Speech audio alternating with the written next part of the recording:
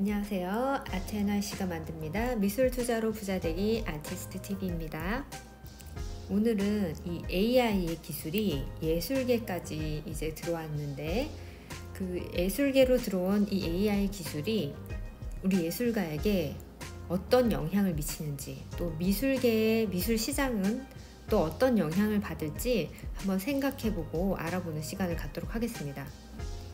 이 AI 예술가는 더 이상 미래의 일이 아니고 더 이상 테스트 중인 어떤 기술이 아닙니다. 이제 현실로 다가왔습니다. 지금 현재 진행형이거든요.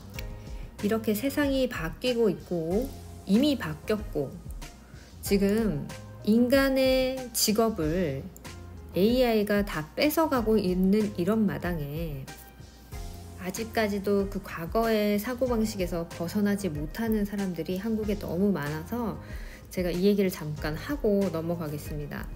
저도 한 가지 궁금한 것이, 이 AI가 예술가와 콜라보를 하는 것으로 끝날 것인가, 아니면 아예 이 AI가 예술가의 역할을 대체할 것인가, 거기에 대한 의문이 있거든요. 지금 이 뉴스 아리클을 보시면 여러분들도 아시겠지만 미래에 살아남을 직업의 50% 이상이 예술 분야인데, 그 중에 이제 5위가 화가, 운동선수, 영화감독, 그 다음에 작가, 글 쓰는 작가, 1위가 연예인으로 이렇게 나왔습니다.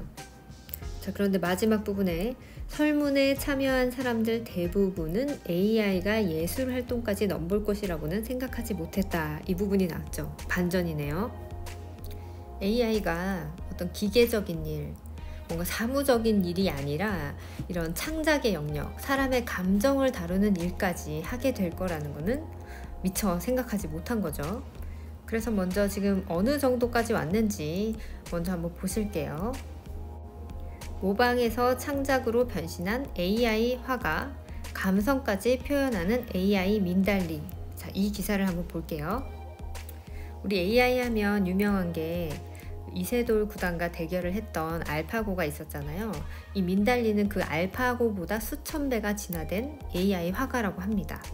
이 AI 달리는 일론 머스크가 설립한 AI 연구소인 오픈 AI에서 만든 AI 달리를 바탕으로 만들어져서 기존의 AI와는 달리 명령어의 맥락까지 이해를 할 수가 있다고 해요. 그래서 텍스트와 이미지를 동시에 다루는 멀티모달 기능을 갖춰졌기 때문에 데이터와 텍스트를 기반으로 질문을 하면 이용자가 선호하는 이미지 형태로 답을 제시한다고 합니다. 그러면 이제 사람이 주문을 하겠죠. 이런 형태, 이런 색깔의 풍경화를 그렸으면 좋겠다 라고 얘기를 하면 이 AI가 일단 그림을 제시해요. 그러면 이제 사람이 또 주문을 하는 거예요.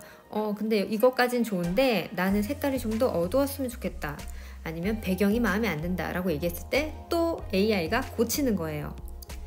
이 AI의 그 학습 방식은 그 일본 머신러닝 방식뿐만이 아니라 화가의 화풍이나 정답이 없는 그런 내용을 학습해야 되기 때문에 GAN, 생성적 적대 신경망을 사용을 한다고 합니다. 시스템이 약간 다르죠? 그래서 예술의 영역에서도 AI가 할 수 있는 일이 많다는 거죠. 특히 요즘 웹툰 작가가 굉장히 인기잖아요. 돈도 많이 벌고. 그런데 아이디어는 있지만 그림 솜씨가 없는 사람들이 많잖아요. 이제는 그런 걱정을 할 필요가 없게 됐어요.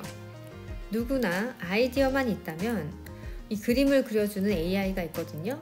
아니면 스케치만 하면 채색을 해주는 그런 웹툰 AI도 있습니다. 자신만의 스토리를 만들어서 오더를 하면 거기에 맞는 그림을 이 AI 웹툰 작가가 그려줍니다. 그러면 어쨌든 아이디어는 사람이 내야 되니까 AI가 거기까지는 못 따라가겠네 라고 생각을 하실 수도 있어요. 그런데 이 AI는 요즘 사람들 설문조사 같은 거 많이 하잖아요. 사람들이 가장 좋아하는 어떤 장르, 그리고 주제, 뭐 로맨틱 코미디면 로맨틱 코미디, 아니면 액션이면 액션, 무협이면 무협, 이런 식으로 사람들이 좋아할 만한 소스나 주제나 내용을 선별하는 그런 기능까지도 있습니다. 그리고 뭐 다큐멘터리를 좋아하는 사람도 있고 막장 드라마를 좋아하는 사람도 있잖아요. 거기에 맞는 주제를 그 데이터베이스가 데이터화를 해가지고 거기에 맞게 또 이런 걸 하면 좋겠다라는 것까지 제시를 할 수가 있어요. 소설 같은 경우는 어떨까요? 소설은요, 일단 뭔가를 제시하고 시놉을 쓰잖아요. 줄거리를 대충 쓰면 그러니까 뼈대를 잡는 거죠. 뼈대를 잡으면 거기 뒷이야기를 계속해서 AI가 써줍니다. 사실 영화의 시나리오라던가 소설을 쓸 때 작가가 집필을 하면, 메인 작가가 집필을 하면 방송 작가도 마찬가지고 그 보조 작가들이 붙어가지고 그 디테일한 내용들을 보조 작가들이 막 써요. 그러니까 사람이 하는 일을, 사람이 하는 보조적인 역할을 AI가 한다는 거죠. 그러니까 이것도 사람이 어떤 아이디어만 있으면 집필은, 디테일한 집필은 AI가 할 수 있다는 거예요. 아직까지는 좀 내용이 섬세하지가 않다라는 반응들이 많지만 이 AI라는 거는 학습을 하는 거거든요. 사람처럼 학습을 해요. 굉장히 빠르게. 사람의 학습 속도와는 차원이 다릅니다. 이게 무섭다는 거예요.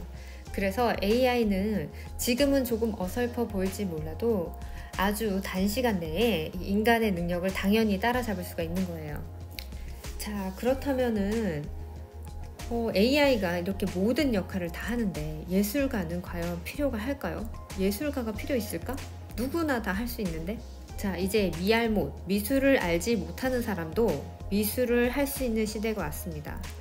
나는 미술 시간이 제일 싫어, 그림 그리는 게 제일 싫어 라고 했던 사람도 나 근데 저렇게 그리고 싶어, 저렇게 똑같이 그리고 싶다는 욕망은 있을 거예요. 그런데 그걸 누가 해준다고요? AI가. 소설같이 아주 섬세하고 어떤 인간의 정신적인 사유까지 담아내는 그런 영역까지 AI가 할 수 있다는 거예요. 여러분의 일기도 AI가 써줄 수 있겠죠? 줄거리만 얘기하면 아주 섬세한 내용을 담아서 일기까지 써줄 수가 있는 거예요.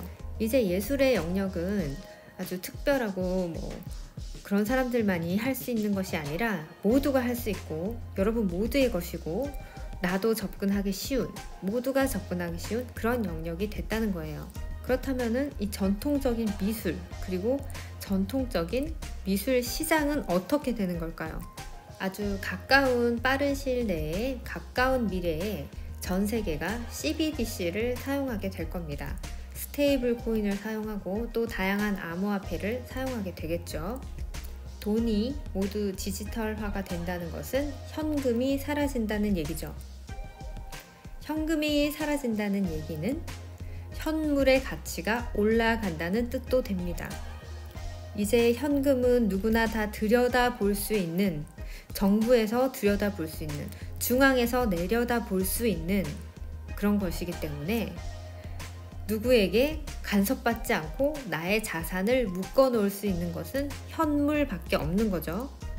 누구나 아무나 할 수 있는 그런 거 말고 정말로 엑스트라오디너리한 작품, 특별한 작품, 특별히 가치 있는 작품의 가치는 더욱 올라갈 가능성이 아주 높다는 얘기죠.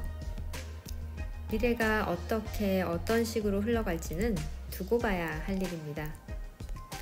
하지만 AI와 예술가의 콜라보, 이것은 현실이고요.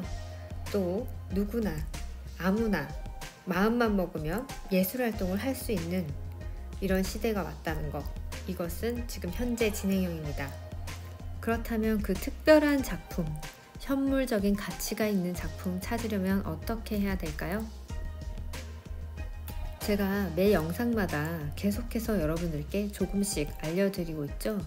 꾸준히 시청하시면 반드시 도움이 될 겁니다. 그럼 오늘 여기서 마치도록 하고요. 저는 다음 시간에 또 여러분들께 좋은 작품 고르는 법 알려드리기 위해서 또 찾아뵙도록 하겠습니다. 감사합니다.